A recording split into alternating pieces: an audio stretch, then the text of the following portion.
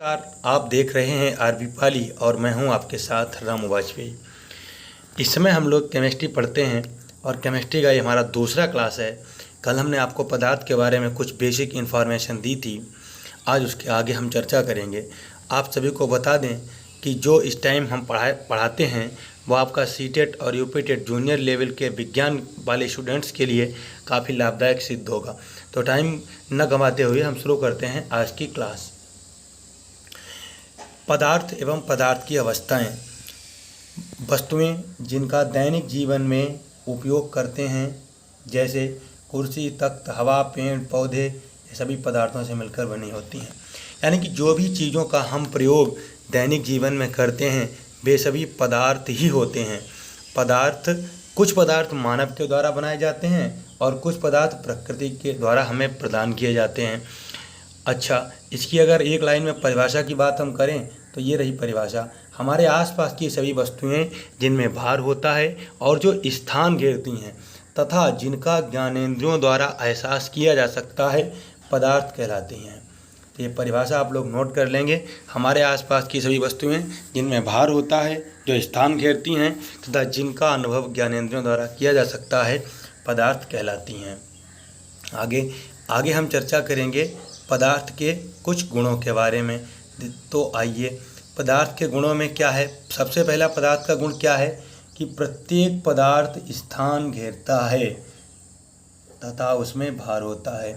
ये अच्छी बात है, ये भी आपको सीखने को मिला कि प्रत्येक पदार्थ स्थान घेरता है और उसमें भार होता है। जैसे कुछ लोगों के दिमाग में आ रहा होगा कि हवा है या गुब्बारा है, ये तो स्थान नहीं घेरते, फिर भी ये पदार्थ हैं। देखिए, हवा भी स्थान घेरती है। देखो आगे क्या लिखा है, कुछ वस्तुएं एक ही पदार्थ की बनी होती हैं तथा एक ही वस्तु कई पदार्थों से बनी होती हैं। कुछ वस्तुएं जो हैं एक पदार्थ की बनी होती हैं, कुछ वस्तुएं विभिन्न पदार्थों की बनी होती हैं।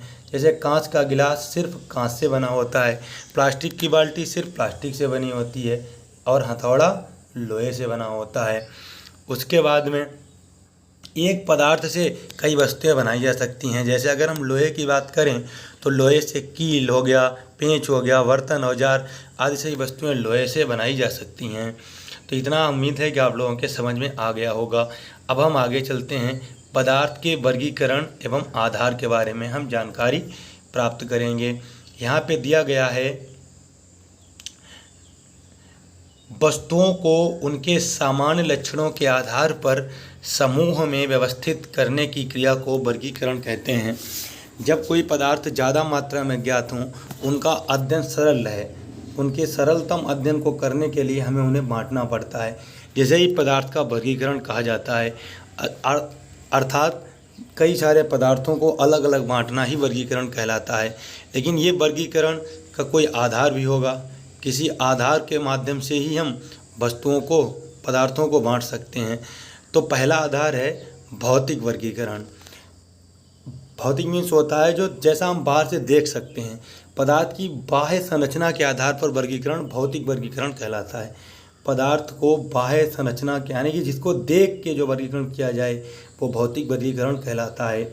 आप देख सकते हैं जैसे ठोस, द्रव और गैस। ठोस, द्रव, गैस ये भौतिक वर्गीकरण है। आप दूर से ही देख के बता सकते हो कि वस्तु कैसी है। इसके आगे चलते हैं, हम ठोस की परिभाषा सबसे पहले सीखते हैं। ठोस क्या है? ठोस क्या है भाई? देखिए, ठोस को अंग्रेजी में कहते हैं सॉलिड। ठोस पदार्थों का आकार और आयतन दोनों निश्चित होते हैं। यानी जितने भी ठोस पदार्थ हैं उनका आकार और आयतन दोनों निश्चित होगा। ठोस जैसे लकड़ी का टुकड़ा, बर्फ़ हो गई, पत्थर हो गया, हथौड़ा हो गया, डस्टर हो गया, चाक हो गई, ये सभी ठोस के अंतर्गत आते हैं। इसके अलावा ठोस के गुण क्या क्या हैं? ठोस के कण बहुत पास पास होते हैं, पास पास होंगे तभी तो ठोस होता है, आकार और आयतन निश्चित होता है। इसके अलावा आपस में आकर्षण बल बहुत अधिक होता है। भैया अगर आकर्षण बल ज़्यादा नहीं होगा तो वो टूट जाएंगे और दूर दूर चले जाएंगे। इसके अलावा इसके कण स्थिर होते हैं। कण स्थिर होने के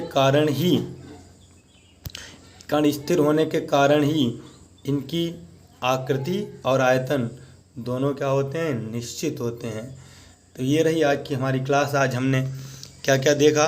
आज हमने देखा कि पदार्थ किसे कहते हैं। पदार्थ दो प्रकार के हो सकते हैं, मानव द्वारा निर्मित और प्रकृति द्वारा निर्मित। पदार्थ स्थान घेरता है, इसमें भार होता है। पदार्थ के कण पास पास होते हैं। एक पदार्थ की कई चीज़ें बनाई जा सकती हैं। परिकरण के आधार में भौतिक वर्गीकरण देखा, ठोस की परिभाषा देखी। इसके आगे क्लास को हम कल कंटिन्यू करेंगे।